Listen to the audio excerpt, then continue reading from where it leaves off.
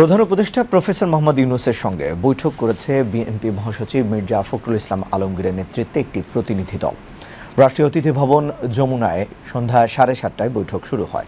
বিএনপির প্রতিনিধি দলে রয়েছেন স্থায়ী কমিটির সদস্য ডক্টর খন্দকার মোশাররফ হোসেন, ডক্টর আব্দুল মঈন খান, গয়েশ্বর চন্দ্র রায়, আমির খসরু মাহমুদ চৌধুরী, সালাউদ্দিন আহমেদ, ইকবাল হাসান মাহমুদ টুকু এবং ডক্টর AZM জাহিদ হোসেন।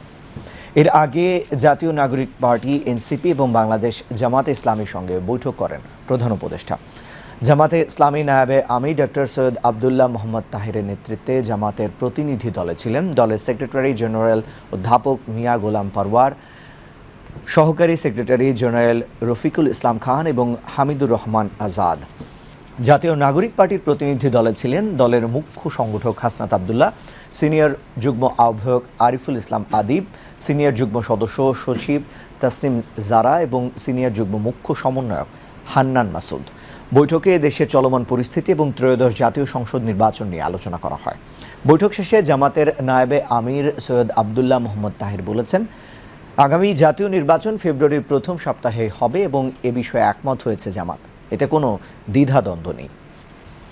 সরকারের উচিত ছিল জুলাই সনদের ব্যাপারে একটু স্পষ্টভাবে সিদ্ধান্ত গৃহীত হওয়ার পরেই নির্বাচনের রোডম্যাপ এবং তারিখ ঘোষণা করা। নির্বাচন ফেব্রুয়ারির রোজার আগে হবে, এ ব্যাপারে আমরা বলেছি আমরা একমত। এখানে আমাদের কোনো তারিখের ব্যাপারে আমাদের কোনো দ্বিধাদ্বন্দ্ব নেই, দ্বিমত নাই, কোনো কনফিউশন নেই।